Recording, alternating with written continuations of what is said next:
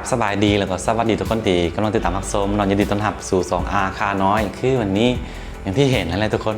เฮาอยู่ที่โรงพยาบาลหรือว่าห้องหมอตามภาษาลาวเลยเนาะ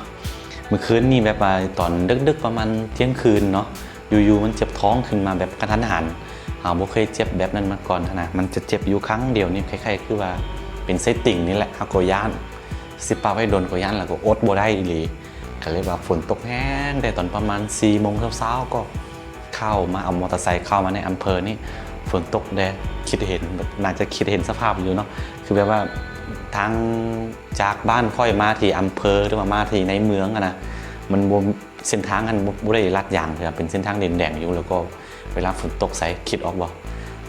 คิดตมเต็มฮอดหัวเข่านี่เนาะก็สิมาฮอดได้โคตรลำบากมากับน้องไซเนาะให้น้องไซเอามอเตอร์ไซค์เข้ามาส่งแล้วก็มานอนในห้องหมอนี่แค่นิดนึงตอนนี้คือตอนเช้านี้เขาไปเอ็กซเรย์เบิ่งแล้วพ่นกวดได้หมอบอกว่าเป็นก้อนนิ้วในโถงปัสสาวะเนาะเป็นก้อนนิ้วก้อนน้อยๆนึงประมาณ6 มิลบ่ต้องผ่าตัดมีแต่ว่าเฮากินยาแล้วก็ใช้ยามีอย่างแล้วก็กินน้ำหลายๆใส่แล้วก็มันก็เดี๋ยวจะออกเองหมอบอกแบบนี้นะมันก็เป็นข้อดีอย่างหนึ่งสำหรับค่อยบ่ต้องนอนห้องหมอหลายมื้อเดี๋ยวพรุ่งนี้เช้าหรือมื้ออื่นตอนเช้าก็ออกแล้วเนาะคืออันนั้นเนาะก้อนนิ้วนี่มันเกิดจากอันนั้นนะการตกตะกอนของแร่ธาตุต่างๆในชนิดในทางไก่เฮานะแล้วมันจะกลายเป็นก้อนแข็งๆขึ้นมาคล้ายๆคือก้อนหินนั่นแหละคือหมอบอกว่าต้องกินน้ำหลายๆใส่แล้วก็บ่ต้องกินแบบกินเค็มเป็นอย่างหลายเกินไปเนาะหมอบอกแบบนี้ก็ดีนิดนึงแต่ว่าประเด็นที่เราจะมาเว้ามื้อนี้เนาะบ่แม่นเรื่องก้อนนิ้วเป็นอย่างแต่ว่าพอดีเราอยู่ห้องหมอนะเฮ็ดคลิปอยู่ห้องหมอ คือเราถือโอกาสนี้จะมาเล่าเรื่องอันโรงพยาบาลในสปป.ลาวให้ทุกคนได้ฟังกันเนาะโดยเฉพาะเป็นพี่น้องที่บ่เป็นคนลาวนะพี่น้องที่บ่เป็นคนลาวที่สามารถฟังภาษาลาวภาษาไทยรู้เรื่องเนาะได้ฟังกันคือฮักแควก็หาฮู้ตอนปีที่แล้วนี่เนาะคือการปิ้นปัวหรือว่าการรักษาในห้องหมอในโรงพยาบาลลาวเนาะบ่ได้เสียค่ามีหยังใดๆเนาะฟรีเลยปัวฟรีรักษาฟรีนะเสียเพียงแต่ค่าธรรมเนียมเฮ็ดตัวนะปื้มติดสมมุติติดตามสุขภาพของเฮาเนาะประมาณ40 บาทนี่แหละบ่ว่าจะเป็นการผ่าตัดบ่ว่าจะน้องบ่ได้เสียมันหยังฟรีเนาะค่อยบ่ฮู้ว่าจะเป็นทั่วประเทศบ่หรือว่าจะเป็นเพียงแต่แขวงนั้นหรือว่าจังหวัดของค่อยบ่ฮู้คือกันแต่ว่าตั้งแต่กลับมาปีที่แล้วนี่เนาะคือค่อยเคยเอาพอไปผ่าตัดที่โรงพยาบาลในบ่อแก้วเนาะก็ฟรีเหมือนกันฟรีเลยอีเดียวเขาจะได้เสียค่านี่เนาะค่าห้องนอนพิเศษเท่านั้นแหละเหลือนั่นก็ฟรีกับป่วยให้ฟรีเนาะมันก็เป็นข้อดีอย่างนึงคือค่อยหาฮู้อย่างที่บอกไปเพราะว่าประมาณ 4-5 ปีก่อนเนาะก็บอกกันแบบการจะไปห้องหมอหรือจะไปโรงพยาบาลยังต้องได้เสียเงินแบบอยู่แล้วนะแบบมันก็แพงพอสมควรเนาะแต่มาณตอนนี้เนาะณตอนนี้บ่ได้เสียเงินรักษาฟรีเลยแบบปัวฟรีเลยนะมันก็เป็นข้อดีแบบดีสุดๆเลยสำหรับชาวบ้านหรือว่าชาวเขาแบบจนๆคือเฮานี่เนาะบ่มีเงินอยู่แล้วนะคือถ้าเป็นแบบเจ็บเป็นธรรมดานี่ก็พอรักษาได้อยู่แต่ว่าเวลาแบบจะเป็นหนักๆถึงขั้นแบบต้องผ่าตัดอันนี้อันนั้นนะคนป่าคนดอยเขาบ่มีเงินอยู่แล้วก็เป็นข้อดีเด้การอันนี้ก็ต้องขอบใจทั้งผู้นำเฮาเนาะ คืออย่างที่บอกไปหลายๆคลิปเนาะเรื่องระบบการเมืองการปกครองนี่มันก็บ่ว่าแต่อันนั้นระบบการปกครองแบบใดเนาะแล้วแต่เนาะมันก็มีทั้งข้อดีแล้วก็ข้อเสียอันนี้เฮาสิบ่ไปแตะต้องถึงเรื่องอันนั้นแต่ว่าเฮาเพียงแต่ยกตัวอย่างมาให้เบิ่งซื่อๆเนาะคือ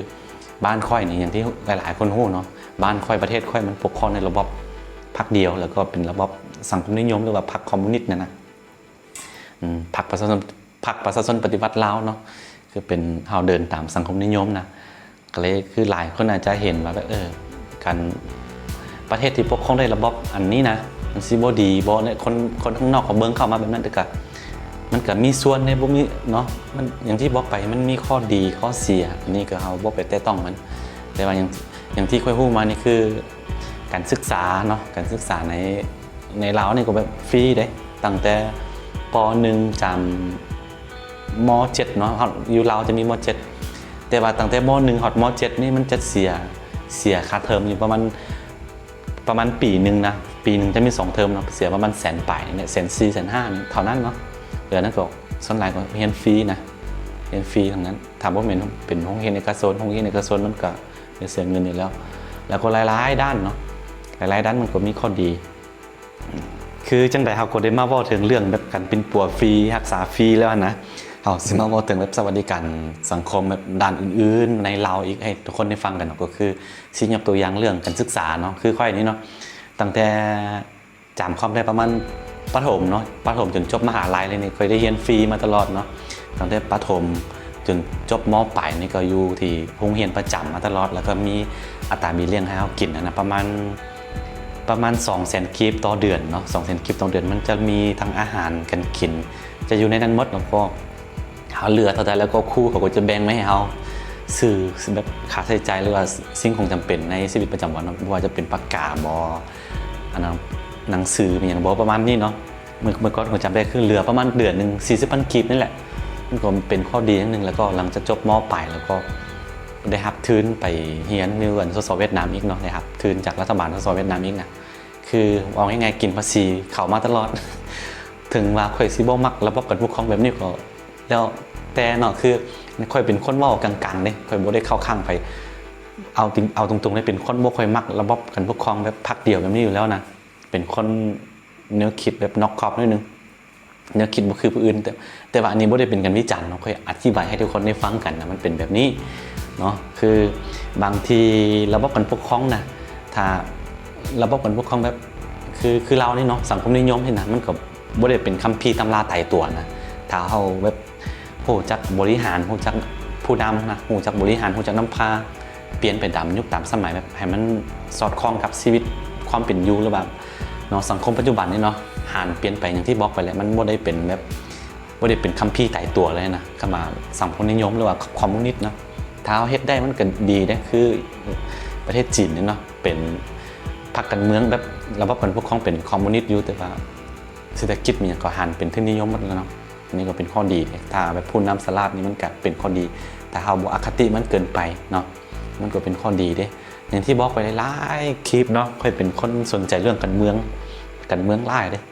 บ่ว่าได้ของเราบ่ว่าของโลกหลายๆประเทศรวมทั้งประเทศเจ้าที่เพิ่งอยู่เนาะก็ฮู้ดีพอสมควรเนาะแต่ว่าคือเฮามาสังสารเบิ่งแล้วก็อันนึงบ่มีระบบการเมืองการปกครองใดดอกแบบจะดีไปเลยหรือว่าจะซัวไปเลยมันก็อยู่ครึ่งๆกลางๆครึ่งๆกลางๆมันขึ้นกับอันผู้นำเนาะขึ้นกับคนหลายกว่าบ่ได้เป็นอันระบบการเมืองดอกถ้าจะปกครองด้วยระบบการเมืองก็แล้วแต่เนาะถ้าผู้นำบริหารดีบ่บกคดบกกงนะมันก็ดีต่อชีวิตการเป็นอยู่ของประชาชนอยู่แล้วนะแต่เฮ็ดเพื่อประชาชนแท้นั่นนะปกครองโดยระบบก็ดีหมดแล้วก็อันนี้บ่ได้เป็นเงินวิจารณ์เนาะเอามาอธิบายให้ได้ฟังกันว่าคือบางเทื่อคนข้างนอกเบิ่งเข้ามาว่าระบบการปกครองแบบพรรคเดียวมันสิบ่มีหยังบ่มีสวัสดิการมีหยังต่อประชาชนบ่นะมันก็มีแหละเนาะอันนี้ก็เป็นคนแบบเว้ากลางๆแล้วก็ได้รับผลประโยชน์จากอันแบบสวัสดิการอย่างต่างๆตั้งแต่น้อยขึ้นมานะเพราะว่าที่บ้านมันก็จนอยู่แล้วเนาะบ่มีถามว่าเขาบ่ส่งบ่เสริมมันนะคือทุกวันนี้ก็บ่ได้อ่านบ่ออกเขียนบ่เป็นหรอกเนาะคือทุกวันนี้ก็เฮาอ่านได้เขียนเป็นเพราะปู่ๆป้าๆก็ย้อนแบบผักน้ำพาแบบเขาส่งเสริมนะส่งเสริมคนป่าคนดอยคนเขาที่แบบบ่ฮู้หนังสือเนาะคือเมื่อก่อนหลายๆเรื่องอยู่บ้านนอกบ้านนาอย่างนี้เรื่องการศึกษาเรื่องสุขภาพเรื่องห้องหมอนี่นะโรงพยาบาลนี่มันบ่เข้าถึงเนาะคือถ้าจะให้แบบคนแล้วก็บ่มีครูมีอย่างแบบนี้นะเมื่อก่อนเนาะถ้าจะให้แบบมีครูสอนอยู่บ้านต้องเอาคนพื้นที่คนท้องถิ่นคนนั้นแหละส่งไปเรียนคือแผนการของผู้นำลาวนั้นก็ดีนิดนึงส่งไปเรียนผู้ใดสิเป็นหมอก็ส่งไปเรียนหมอผู้ใดสิเป็นครูก็ส่งไปเรียนครูแต่จบมาแล้วคือเขาส่งจบมาแล้วสิไปเฮ็ดอันนึงก็เป็นอีกเรื่องนึงเนาะอันนี้เฮาเว้าไปเว้ามาแล้วก็ออกไปนอกเรื่องออกไปทะเลเลยแต่ว่าสิมาบอกรวมๆเนาะโอเคตอนนี้เฮากลับมาที่โรงพยาบาลหรือว่าห้องหมอลาวอีกเนาะคืออย่างที่บอกไปแต่ต้นคลิปแล้วเนาะห้องหมอลาวหรือว่าการเป็นปัวมีอย่างในลาวนะตอนนี้นะณตอนนี้เนาะบ่ฮู้อนาคตจะเป็นจังไดณตอนนี้มันเป็นปัวฟรีสำหรับนี่เนาะเป็นปัวบ่ว่าการผ่าตัดนี่หยังก็ฟรีอยู่แล้วคืออย่างที่บอกไปต้นคลิปเนาะแล้วก็จะมีแบบห้องหมอที่ทันสมัยหรือว่าโรงพยาบาล ที่ทันสมัยมันก็มีอยู่เนาะจะเป็นบ่ว่าจะเป็นห้องหมอ150เตียงที่อันนั้นเนาะอยู่เวียงเนาะหรือว่าห้องหมอมโหสถแบบนี้นะคือกะถ้าเทียบกับแบบบรรดาประเทศเพื่อนบ้านมันก็สิบ่เจริญบ่ก้าวหน้าเท่าใดเนาะแต่ว่ามันก็ดีระดับหนึ่งแล้วแหละถ้าดีระดับหนึ่งบ่ต้องออกไปนอกนะแต่ว่าถ้าอยากให้มันดีส่วนหลายก็คนเราเขาก็จะข้ามไปฝั่งไทยเนาะแถวอุดรบ่แถวหนองคายบ่เนาะเขาก็มักไปกันเพราะว่ากันเป็นปัวหรือว่าไม่ยังก็จะดีกว่าถ้าบอกถ้าเรื่องจะเปรียบเทียบแบบนี้นะมันก็ดีกว่าอยู่แล้วเพราะว่าคือบ้านเขาก็แบบเจริญไปไกลแล้วเนาะแต่ว่าเขาสิเปรียบเทียบเป็นบ่ได้เพราะว่าเขาก็กำลังบ้านเขานี่กำลังแบบน้ำหลังเพิ่นอยู่30-40 ปีนะแต่ว่ามันก็ดีที่แบบประชาชนหรือว่าชาวบ้านทั่วไปที่สามารถเข้าถึงกันปิ้นปัวมันอย่างแบบเนาะบ่มีเงินก็สามารถมาได้อย่างนะมันก็เป็นข้อดีอย่างนึงเป็นการพัฒนาอันนั้นเนาะพื้นฐานชีวิตของชาวบ้านเนาะปรับปรุงวิถีชีวิตของชาวบ้านให้มันดีขึ้นเนาะ